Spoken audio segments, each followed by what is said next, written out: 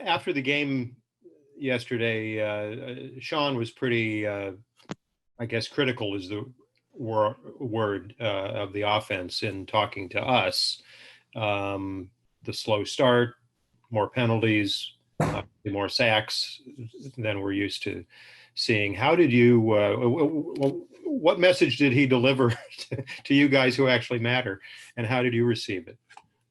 I mean, we're all professionals, so we all know what our expectations are for this team, especially as an offense. And having a faster start was one of them, and that's something we did not accomplish. So that's obviously an area of critique that we need to keep working on, keep making that a point of emphasis. And obviously, we want to keep the penalties out of our game, and we did have a couple. We had some sacks, and sacks aren't just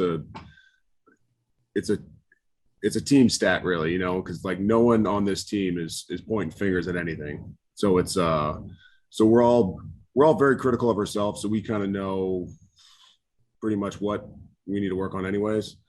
And so luckily we got more games, so we can get back to practice and make those areas of concerns, areas for improvement, a priority, and keep banging away at this thing. Mm-hmm. And then one more from me for now on a topic that is going to come up again and again this week. How do you approach thinking about playing against Jared Goff, and for that matter, Matthew Stafford playing against the Detroit Lions? Yeah, I think at the end of the day, the NFL's a business.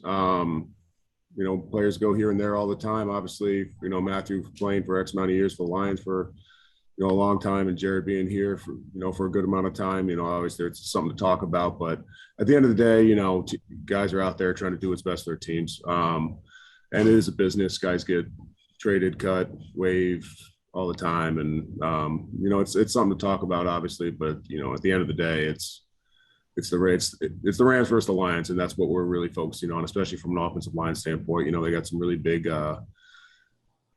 big time juice guys up front. Obviously, haven't seen Brockers for a lot of years here, and we know how he plays. He knows how we play, so that should be cool. But obviously, he's a great player, and they got a lot of great players on that front, so it's going to be a good challenge for us.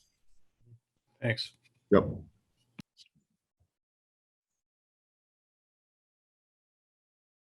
Go ahead, Stu. Hey, Rob, just another question on Jared. I think my math is correct. You guys played together 5 seasons, right? 2016, 2020.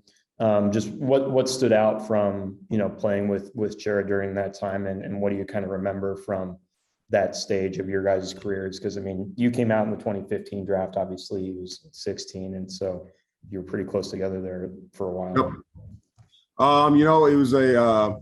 It was a lot of fun. It was a lot of growing up through different things. Obviously, we had a regime change and everything like that. But, I wouldn't trade it for the world. Jared's a great guy. To see him mature as a leader, how he went from, obviously being QB1 for, well, I guess not right away, but, pretty dang close. And kind of see how he matured and, took steps in his game was really cool. And then just having the, the personal relationship was awesome too. He's a great guy. Wouldn't trade anything for the world, man. Thank you. Appreciate it. Yeah, thanks, Stu. Go ahead, Gary. Gary. Hey, Rob. Hey, Gary. I know we kind of talked about this a little bit last week with a lot of you guys, but you're in this stretch of schedule, playing some teams that are struggling. This is a winless team coming in. And I know it's the NFL. Every team's got good players and whatnot, but is there any kind of psychological challenge for you guys in terms of, not looking past a winless team? No, not at all. Like you said, this is the NFL, and it's not. And they've been near one almost every game they've been in. They've had some bad breaks, but even if we were playing a team that had gotten blown out the whole time, like that's still never time to let your guard down, because these are professional athletes. These are the best of the best.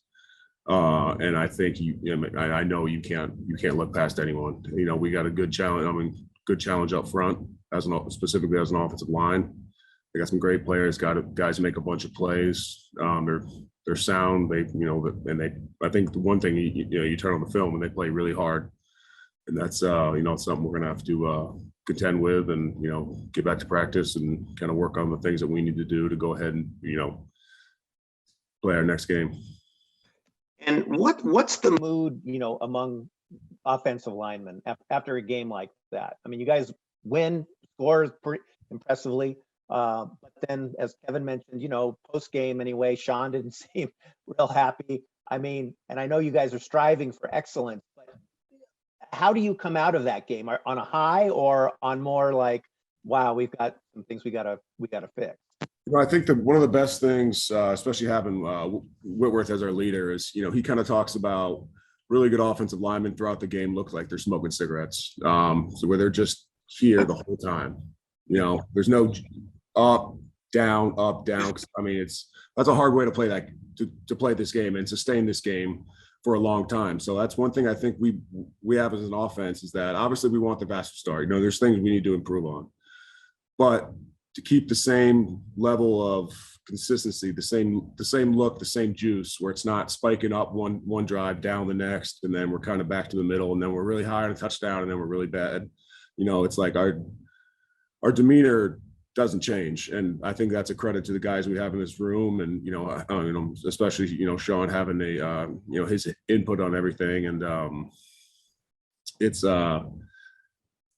something Sean says all the time. It's never as bad as you think, and it's never as good as you think. So it's probably somewhere in the middle. And at the end of the day, it's a win in the National Football League, and those don't come by easy. I mean, they really don't. So you never take that for granted, but you never discount the mistakes you made and the areas that you need to improve on. It's something you bring to light, you talk to as a man. And you get back on the practice field and you try to correct those things, and then when you get them corrected, then you work on something else, and if something else kind of falls off, then you get back on the practice field and correct that. It's just like of the NFL. So it's something we're going to continue at, and keep that same demeanor throughout. Mm-hmm. And finally, for me, in terms of what have you seen in terms of development from Onterrell Lewis in the last, since he seemingly, has gotten that knee issue under control, from going against him in practice, what have you seen? Well, Terrell's obviously training camps are a big time to really kind of, really compete against our guys right now, but Terrell's just an absolute freak. I mean, you kind of forget, like, standing next to him, of how big this kid really is and how much juice he's got. And just his length and disruptiveness off the edge is something that's really showing up. And I think he's done a great job of really putting in the work and showing guys that he can be a trusted guy on that on our defense. We've got some pretty outstanding players, and obviously played an amazing game last game, and that's something I've been excited to see as just a kind of a bystander on I'm sitting on the sideline watching our defense go to work. But I think Terrell's done a great job, and he's going to I think he's going to continue with it and keep elevating his game. Thanks very much. Yeah, thanks, Gary. Go ahead, Kev. And just to dot the I's and cross the T's on the Lions thing, have you had any reason to be in touch with Jared Goff, or for that matter, Michael Brockers, since they left the team? I texted Jared after the trade, and it's like I was kind of mentioning before. The NFL is a business, and I was texted him what I texted him, and he got right back to me, and like I said, me and Jared have a good relationship personally, and that's something I don't think is ever going to change. But I haven't had, I guess, reason to hit him up or hit Brock up, but it's definitely going to be fun to see those guys. They were they were with us for a long time, and even me when I was young, having Brock in there and kind of humble me a little bit and kind of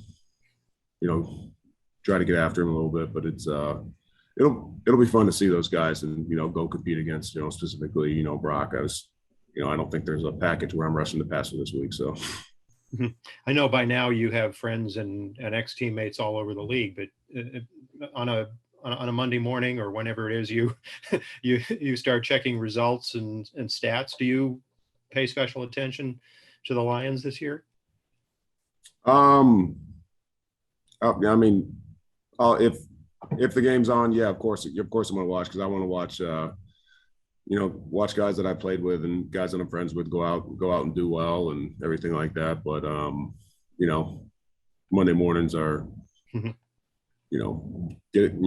kind of wake up from usually a not a great night of sleep coming off a game, but get up, get your rehab in, do what you got to do, lift and all things like that. But it's always fun just to check around the league and kind of see guys you played with and guys you cross paths with, whether it's on the team, Senior Bowl, combine, whatever it is, guys you played against in college. It's always fun to go out and see guys doing well.